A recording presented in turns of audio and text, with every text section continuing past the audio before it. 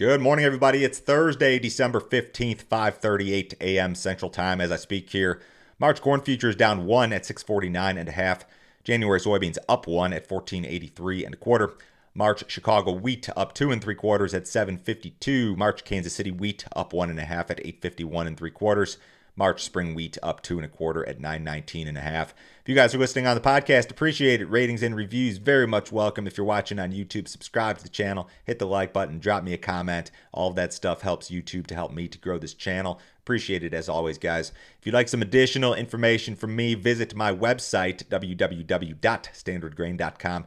Check out my premium subscription service today. I send my premium subscribers a ton of information direct from me every single business day. Morning email goes out about 5:30 a.m. Central Time. In that email, you'll see every overnight headline you need to be aware of. Charts, graphics, weather information. My daily subscriber-only videos are part of this.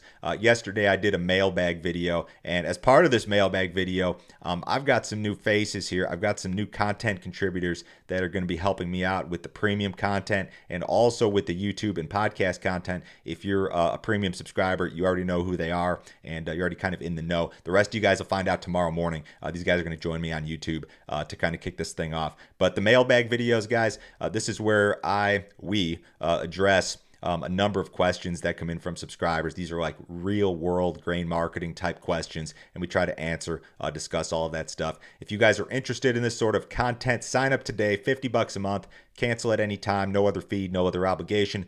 Nobody will try to sell you anything else, I promise. The United Nations is confident that a deal to increase Russian fertilizer exports is very much possible. One senior UN official said this: "I am cautiously optimistic that we can have important progress soon." Reuters reporting this morning that Russian and Ukrainian officials have previously discussed allowing Russia to resume ammonia exports in exchange for a prisoner swap. There's a pipeline that moves ammonia from Russia to Ukraine's Black Sea port of Odessa. It was shut down when Russia invaded Ukraine in late February. George Elisiv, he's an analyst at S&P Global, said this in regard to the pipeline: "I think it will not restart or may restart for some days and then switch off again. But the pipeline needs electricity too. It has compressors and other equipment. It must be guaranteed for safe work. It's hard to imagine that the Ukrainians will sit in cold homes without light but provide electricity to the Russian pipeline." So you got two different versions of this story. The UN says that some sort of deal is possible. Analysts think maybe this is going to be a little bit more difficult. Prior to the invasion, Russia had accounted for 25% of the global ammonia market, and that has percentage share has shrinked since. So this could be, I mean, if the UN's right and they can get this moving, this could be a good thing for you guys in regard to fertilizer prices. If not, maybe more of the same. Both the United States and Russia have mentioned the use of more advanced weapons this week. I haven't talked a whole lot about the Black Sea situation just because there hasn't been a whole lot of news, not a whole lot of bullish news in particular. If anything, it's like things are going the right way. They're shipping grain out of Ukraine, shipping grain out of Russia. But the Biden administration is reportedly finalizing plans to send the Patriot missile defense system to Ukraine. Ukrainian leadership has been asking for this system for months. It would essentially, the Patriot system, it would be highly effective at intercepting Russian missiles before they're able to hit Ukrainian infrastructure or cities. So this is pretty advanced weaponry. In a separate story, one Russian commander said this week that nuclear weapons may be Russia's only option to win the war. Now, to this point, the grain markets, the wheat market, every other market, they don't really view this as being bullish or friendly. But is another escalation possible? I mean, I think it is. You can't rule it out. U.S. ethanol production declined last week. Weekly output of 1.061 million barrels per day. That was off 1.5 percentage points on the week, down 2.4% versus the same week last year. Pretty normal seasonal print. Ethanol stocks were up 5%, 24.4 million barrels. That is the highest level seasonally of ethanol stocks on record. Ethanol stocks are up a whopping 17% versus the same period last year. Gasoline demand is soft on average over the last 4 weeks. Implied U.S. gasoline demand is running 9% below the same period last year. If you look at a gasoline demand chart, a seasonal chart, you're actually running closer to like 2020 levels, which was, COVID. It's much closer to that than it is to like last year or 2019 when it comes to U.S. gasoline demand. We've got a crush report today. NOPA, the National Oilseed Processors Association, will release its monthly crush report this morning at 11 a.m. Central Time. Ahead of the report, traders estimate that NOPA members crushed 181.5 million bushels of soybeans in November. That would be a record crush number for the month of November if confirmed. It would be up about a percentage point versus the same month last year. Soybean oil stocks expected to be down 11.6% versus the same month last year. So this report will be out at 11 a.m. Central Time this morning.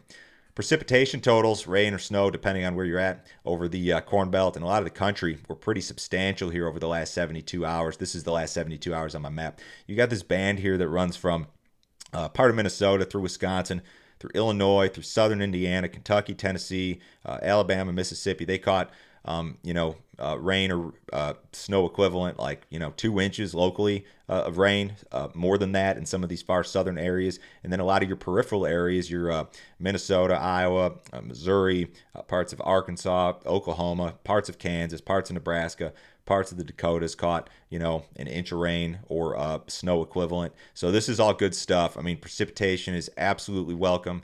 Drought has been expanding for a long time. The radar this morning, you basically got this big system kind of moving out toward the East Coast here. Maybe still some snow over parts of Minnesota, parts of Wisconsin, maybe a little bit of South Dakota and Iowa. We've got a big cold front moving in. The map I've got on my screen here is the GFS, and it's temperatures versus normal. What's expected on December 23rd, which is, I think, a week from Friday. They're talking 50 degrees below normal in North Dakota, South Dakota, and then 20 to 30 degrees below normal across almost the entire Corn Belt. And this is a cold front that's going to last for a while. So be prepared for some drastically cooler temperatures rolling in here the next several days. The Fed raised rates by 50 basis points yesterday as expected, so your new effective Fed fund rate of 4.375% is the highest since December of 2007. So this, of course, will be the last rate hike of the year. The Fed increased its borrowing rate by a whopping 4.25 percentage points during the 2022 calendar year. Fed Chair Jerome Powell said this yesterday. Over the course of the year, we have taken forceful actions to tighten the stance of monetary policy. We have covered a lot of ground, and the full effects of our rapid tightening are so far yet to be felt. Even so, we have more work to do.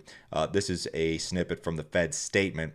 The committee anticipates that ongoing increases in the target range will be appropriate in order to attain a stance of monetary policy that is sufficiently restrictive to return inflation to 2% over time. So they're looking for this 2% inflation target. We're still, 6-7%, depending on which number you look at. New economic forecasts from the Fed now indicate that most of the members anticipate that benchmark rate to peak near 5.1% next year, which is higher than the 4.6% peak that they expected in September. So as of right now, the Fed members expect rates to peak, the Fed fund rate to peak at 5.1%, and then they see the rates declining back to about 4% sometime in 2024. Stock market finished yesterday's session mixed. We've got an export sales report this morning at 7:30 a.m. Central Time. Corn sales expected 600 to 900. Soybean sales expected 1.5 million up to 2 million. Wheat sales should be poor again, 150,000 to 350 expected. Cattle market was mixed to lower yesterday mostly. Cash cattle still unestablished this week. U.S. dollars higher. The S&P's down 40 points. The Dow down 240. Bonds are up a little bit. Gold's down $29. Crude oil is up 2 cents, almost flat, 77.30 last in the January WTI. Have a great day today, guys. I will talk to you on Friday.